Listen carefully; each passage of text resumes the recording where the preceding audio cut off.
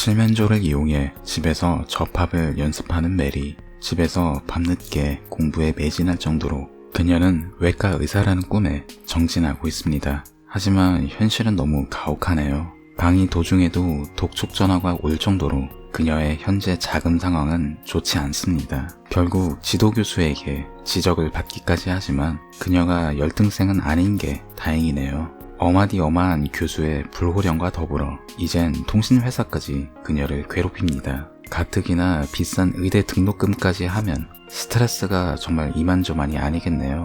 유일한 가족인 할머니에게 손을 벌리고 싶지 않아 결국 그녀는 병행할 아르바이트를 찾아봅니다. 단기간에 돈을 벌기 위해 성인업소를 찾는 메리. 어쩔 수 없다고 스스로를 위로하며 그녀는 결국 스트립쇼 클럽으로 발길을 돌립니다. 어딘가 껄렁껄렁한 태도를 유지하는 빌리. 일단 1차는 합격한 것 같네요. 마사지 실력을 보겠다며 어깨 안마를 시키는 빌리. 그런데 그때 클럽에 가드가 들어옵니다. 뭔가 안 좋은 일이 터진 것 같네요. 급하게 다시 돌아온 빌리는 메리에게 갑자기 $5,000라는 어마어마한 제안을 합니다. 무슨 일인지는 도저히 모르겠지만 이대로 포기하기엔 너무 큰 액수네요. 빌리는 큰 부상을 입은 남자를 치료해달라고 합니다. 아무래도 경찰의 단속을 피하기 위해 심어둔 남자 같네요. 그래도 의대 우등생이라는 타이틀에 걸맞게 그녀는 무사히 치료를 끝내고 집으로 돌아옵니다. 약속했던 보수 $5,000와 함께. 하지만 여지껏 한 번도 겪어보지 못한 일 때문일까요? 너무 큰 충격에 메리는 밤새 잠을 이루지 못합니다. 결국 아침이 되어버렸으니 오늘 수업은 다 들었네요. 그런데 갑자기 모르는 여성에게서 전화가 옵니다. 메리를 메이슨 선생님이라고 부르는 여자. 그런데 엎친 데 덮친 격으로 전화를 끊자마자 원래 아르바이트를 했던 식당에서 연락이 옵니다. 월세를 못 내서 쫓겨나서 영업을 못하니까 한동안 출근을 안 해도 된다는 사장님. 메리 입장에선 정말 미치고 팔짝 뛸 노릇이네요. 그런데 이번엔 아까 메리에게 전화를 했던 여자 베아트리스가 찾아옵니다. 그런데 이 사람 생김새가 혹시 고양이 불쾌한 골짜기는 아닌가 싶을 정도네요. 도움이 정말 너무 절실하다고 말하는 베아트리스. 이야기만 들어도 $200라. 이상한 사람 조금 상대하고 받는 돈이라면 그닥 나쁜 거래는 아니겠죠. 일부러 만화 캐릭터 베티 붐처럼 되고 싶었다는 그녀. 그녀는 자신의 친구에게 수술을 시켜주면 그 자리에서 $10,000라는 거금을 준다고 합니다. 피부 제거 수술의 미용 목적이라 무슨 성형수술 같은 것이겠죠. 메리는 베아트리스에게 미리 언지를 합니다. 아직 정식 의사도 아닐 뿐더러 후에 골치 아픈 일이 생기면 그땐 정말 걷잡을 수 없을지 모르니까요. 일단 베아트리스와의 약속 장소에 도착한 메리. 자신의 조카를 담담하게 마약 중독자라고 밝히는 걸 보니 겉보기보다 훨씬 정상은 아닌 것 같네요. 아무튼 그녀의 친구를 만난 메리. 갑자기 이럴 때만큼 유유상종이란 말이 정말 잘 어울리는 순간은 없을 것 같네요. 하지만 그녀의 요구사항은 훨씬 더 놀라운 것이었습니다. 바로 자신의 유두와 유륜을 제거하고 성기를 봉합해달라는 것이었죠. 너무 놀라 베아트리스에게 다시 확인하는 메리. 인형처럼 자신을 만들어달라는 것이 인생의 목표라니. 아무리 세상은 넓고 사람은 다양하다고는 하지만 이건 좀 도를 넘어선 거 아닐까 싶네요. 어쨌든 돈을 위해서 수술을 하게 됩니다. 시간이 지난 후 그녀는 병원에서 레지던트가 됐습니다. 그리고 의사가 되기 위해서 힘든 소식을 전하는 것도 꾹 참고 연습해야만 하죠. 하지만 세상 모든 일이 순탄하게 흘러갈 리 없죠. 퇴근 후 병원 근처에서 베아트리스를 만나게 됩니다. 아마도 일부러 그녀를 만나려고 기다리고 있었나 보네요. 지난번 수술을 해준 디자이너 루비가 감사의 표시로 그녀에게 선물한 드레스를 갖고 온 베아트리스. 그런데 이 모습을 그녀의 교수가 보고 있었네요. 외과 의사들의 파티 모임에 초대받게 된 메리. 그녀의 교수가 직접 초대를 했다는 걸 보니 그녀가 레지던트 일을 잘하고 있었기 때문일까요? 칵테일 드레스도 멋지게 차려입고 찾아간 파티장. 술을 마시며 자신의 지도교수였던 그랜트 교수와 함께 의사가 되기 위한 여러가지 이야기도 듣습니다. 그런데 뭔가 이상합니다. 갑자기 시야가 흐려지고 어지러움을 느끼는 메리. 그리고 그런 그녀를 멋대로 침대에 눕히는 그랜트.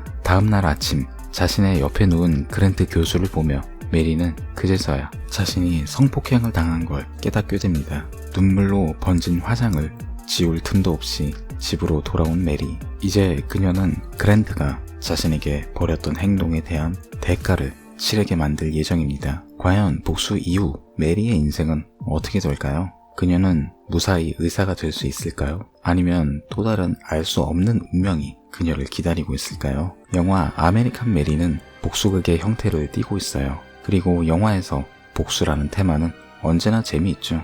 쿠엔틴 타란티노 감독의 킬빌처럼 화려하게, 혹은 김지훈 감독의 악마를 보았다처럼 처절하게, 그것도 아니라면 박찬욱 감독의 복수는 나의 것처럼 날카롭고 건조하게 표현되기도 하죠.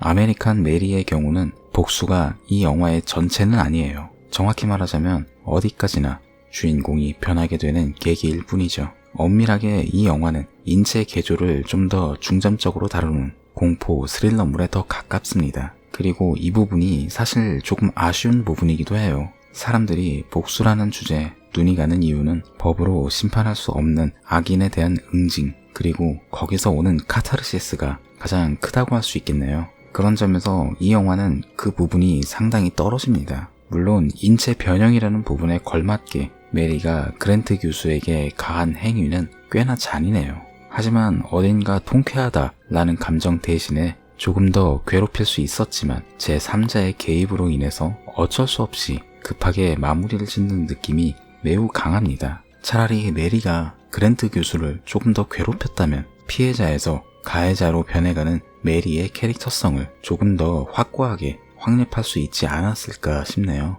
그리고 또 하나 아쉬운 건 각본의 개연성입니다. 일단 첫 번째로 베아트리스의 첫 등장부터 볼까요? 메리는 베아트리스의 전화를 받을 때부터 자기 자신에 대한 걸 어떻게든 숨기려고 합니다. 그런데 문제는 베아트리스가 그녀의 아파트에 들어올 때 인터폰으로 택배가 도착했다 라는 어설픈 수법에 메리는 너무 바보같이 넘어가 버려요. 심지어 베아트리스가 목소리 변조를 한 것도 아닌데 말이죠.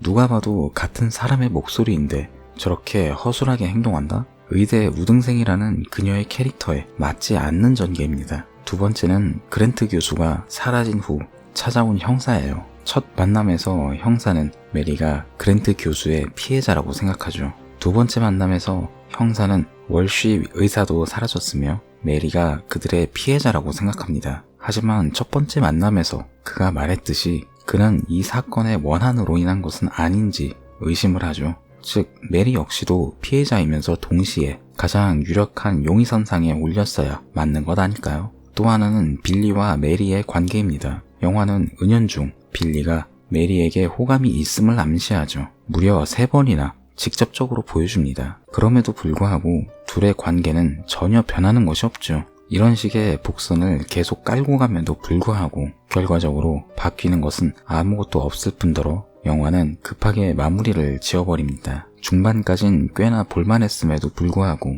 그랜트 교수가 죽은 이후로 각본은 결국 제 갈 길을 못 찾고 나그네 마냥 이리저리 떠돌다 제풀에 지쳐 쓰러지죠. 결과적으로 이 영화에 남은 건 인체 개조라는 이상한 취향을 가진 인간 군상들 정도네요. 그나마 이 영화에서 딱 하나 좋았던 걸 꼽는다면 꽤나 기괴할 정도로 자신의 몸을 변화시키는 사람들이에요. 고어신도 영화 중간중간 나오기는 합니다만 흔히 생각하는 잔인함과 실감나는 분장을 생각하면 아무래도 좀 많이 실망하실 듯 하네요. 그보다는 데이빗 크로넨버그 감독 스타일의 어딘가 기괴한 감각으로 똘똘 뭉친 느낌입니다. 어쩌면 감독인 젠 소스카, 실비아 소스카 자매도 크로넨버그 감독과 같은 캐나다 출신이라서 그에게 상당한 영향을 받았을지 모를 일이네요. 지난번 라비드 리뷰 때도 그랬었지만 이 쌍둥이 자매 감독의 감각은 분명 좋은 편입니다. 하지만 늘 발목을 잡는 각본이 너무 아쉽다는 걸 전하면서 저는 이만 오늘의 가이드 마치겠습니다. 이상 가이드 B였습니다. 감사합니다.